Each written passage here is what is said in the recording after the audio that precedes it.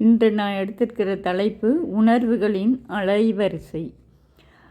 நம்ம நாட்டில் யோகிகளும் ஞானிகளும் இந்த பிரபஞ்ச அறிவுடனும் அதன் சக்தியுடனும் எப்போதும் தொடர்பு கொள்ளும் அறிவோடு இருந்தாங்க. ஞானிகளின் முன் நாம் நிற்கும்போது, நம்ம அவங்க இருக்கிற இடத்துக்கு போகும்போது ஒரு மாதிரியான அமைதி, மகிழ்ச்சி, ஒரு மனநிறைவு நமக்கு ஏற்படுது. இது எங்கிருந்து வருது? ஞானிகளின் எண்ணங்கள் பிரபஞ்ச தொடர்புடன் இருப்பதனால, அவர்களுடைய எண்ண சக்திகளினால், அவர்களின் அன்பும் கருணையும் கதிர்வீச்சுகளினால் நம்மை ஊடுருவி நமக்குள் ஒரு அமைதியையும் மகிழ்ச்சியையும் ஒரு மனநிறைவையும் ஏற்படுத்துதுன்னு பல புத்தகங்களின் வாயிலாக தெரிந்து கொண்ட சில விஷயங்களை உங்களோட நான் பகிர்ந்துக்கிறேன். சில உண்மை சம்பவங்களையும் இதில் பார்க்கலாம். நம்ம அமெரிக்க நாட்டில் பாக்ஸ்டர் என்பவர் ஒரு உளவுத்துறையில் வேலை பார்க்குறாரு. அவர் பாலிகிராஃப் என்ற கருவியை வச்சிருக்காரு. அந்த கருவியோட வேலை என்னென்னா, உளவுத்துறைக்கு தகவல் சொல்பவர்கள் உண்மையை சொல்கிறாங்களா அல்லது பொய் சொல்கிறாங்களான்னு கண்டுபிடிக்கிறது தான் அந்த கருவியோட வேலை. அவர் வேலையிலேருந்து ஓய்வு பெற்ற பிறகு அந்த கருவியை தன் வீட்டில் வச்சிருக்காரு.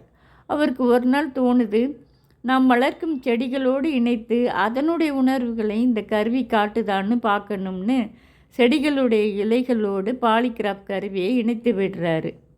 அவருக்கு ஒரே ஆச்சரியம். மனிதர்களுக்கு தாகம் எடுக்கும்போது தண்ணீர் குடித்தால் ஒரு மன நிறைவு ஏற்படும் இல்லையா?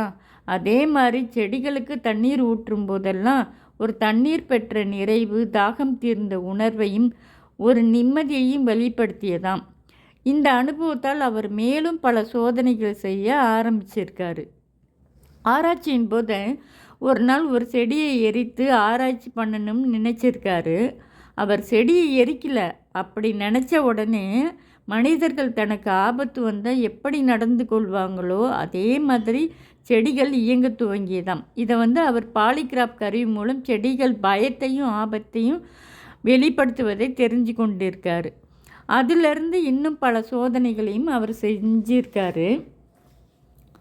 ஒரு நாள் பாக்ஸ்டர் வீட்டிற்கு கனடா நாட்டிலிருந்து ஒரு விருந்தாளி வந்திருக்காரு. அவர் ஒரு விஞ்ஞானி.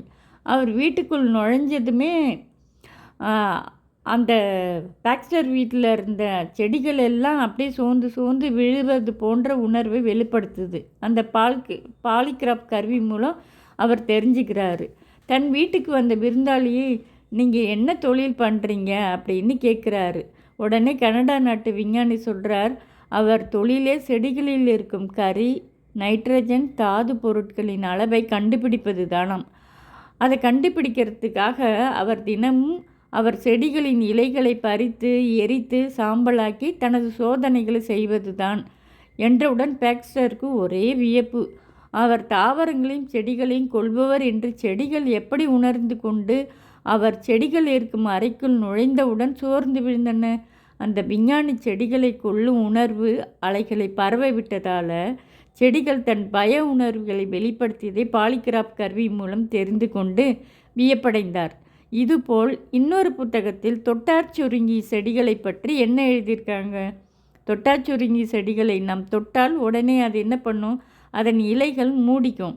ஆனால் அதை நாம் வீட்டில் வளர்த்தால் தினம் அதை அன்புடன் தொட்டு தடவி வளர்க்கும்போது அது நம்மை நண்பனாகவே ஏற்றுக்கொள்ளுமாம். நாளடைவில் நாம் அருகில் போய் தொட்டாலும் அது சுருங்காதாம், பயப்படுவதில்லை. யாராவது வெளியால் வந்து தொட்டால் மட்டுமே உடனே மூடிக்கொள்ளுமாம். செடிகள் இசையை கேட்டும் மகிழ்ச்சியாக வளர்கின்றன அப்படின்னு ஆராய்ச்சியில் கண்டுபிடிச்சிருக்காங்க. இதே போல் இன்னொரு சம்பவத்தை பார்க்கலாம். பாண்டிச்சேரியில் உள்ள அரவிந்தர் ஆசிரமத்திற்கு அருகில் நடந்த ஒரு சம்பவத்தை பார்ப்போம். ஆசிரமத்தில் இருக்கும் ஆரோவில் என்ற இடம் 5 மைல் தொலைவில் இருக்குது. அந்த ஆரோவிலில் வயது முதிர்ந்த ஆலமரம் ஒன்று இருந்திருக்கு. அந்த மரத்தை சுற்றி நிறைய பேர் வசித்து வந்திருக்காங்க. ஒரு நாள் மாலை நேரம் 6 மணி அன்னை ஆசிரமத்தில் இருந்த ஒருவரை கூப்பிட்டு, சற்று நேரத்திற்கு முன் ஒரு ஆலமரம் தான் துன்பப்படுவதாக சொல்லி காப்பாற்றும்படி என்னிடம் முறையிட்டது. அதனால் அந்த மரம் இருக்கும் இடத்திற்கு போய் அதற்கு ஏற்பட்டுள்ள துன்பத்தை நீக்கிவிட்டு வந்து சொல்லுங்கன்னு அனுப்பி வைக்கிறாங்க. அன்னையின் ஆணையை நிறைவேற்ற அந்த மனிதர் நேராக ஆலமரம் இருக்கும் இடத்திற்கு போகிறாரு. மாலை நேரம் மங்கி இருள் பரவ ஆரம்பித்ததால் மரத்தை தெளிவாக பார்க்கக்கூடிய அளவுக்கு அங்கு தெருவிளக்குகள் கூட இல்லை. அந்த முதியவர் எப்படியோ அந்த ஆலமரத்தை தேடி போய் பார்த்துருக்காரு. அங்கு வேலை பார்த்த யாரோ ஒருவர் தன்னுடைய கோடாலியை ஆலமரத்தின் அடிப்பாகத்தில் கொத்தி தொங்கவிட்டு போயிருக்காரு. பொதுவாக தோட்டங்களில் வேலை செய்கிறவங்க கோடாலி, அரிவாள் போன்றவைகளையெல்லாம் வேலை முடிந்ததும் மறுநாள் வந்து அந்த இடத்துலையே வேலை பார்ப்பதற்கு ஏதாவது ஒரு மரத்தின் அடிபாகத்தில் இல்லைன்னா கனமான கிளைப்பகுதியில் கொத்தி தொங்கவிட்டு வீட்டுக்கு போயிடுவாங்க. மறுநாள் வேலைக்கு வந்து பத்திரப்படுத்தி விட்டு போன கருவியை எடுத்து மீண்டும் வேலையை செய்ய தொடங்குவாங்க. அதே போல் பழக்கமுடைய ஒருவர் அந்த ஆலமரத்தில் கொத்தி தொங்கிவிட்டு போயிருக்காரு.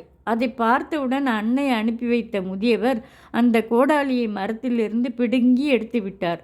பிறகு அந்த கோடாலி யாருடையதுன்னு கண்டுபிடித்து இதுபோல் இனி செய்யாதீங்கன்னு சொல்லிவிட்டு நடந்ததை ஆசிரமத்திற்கு சென்று அன்னையிடம் சொல்லியிருக்கார்.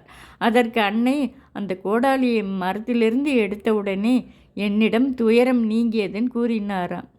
இந்த சம்பவங்கள் மூலம் நம்ம தெரிஞ்சிக்க வேண்டியது என்னன்னா, பிற ஜீவராசிகளுக்கும் உணர்வு நிலைன்றதே உண்டு. அதனுடைய உணர்வு நிலைகளை நம்ம வந்து உணர்ந்துக்கிற அளவுக்கு நம்ம இல்லை.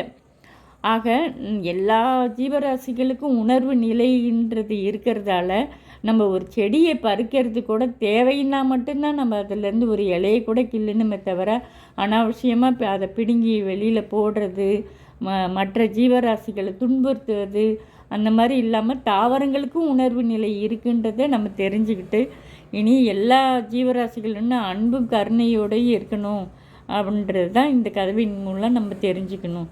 நன்றி.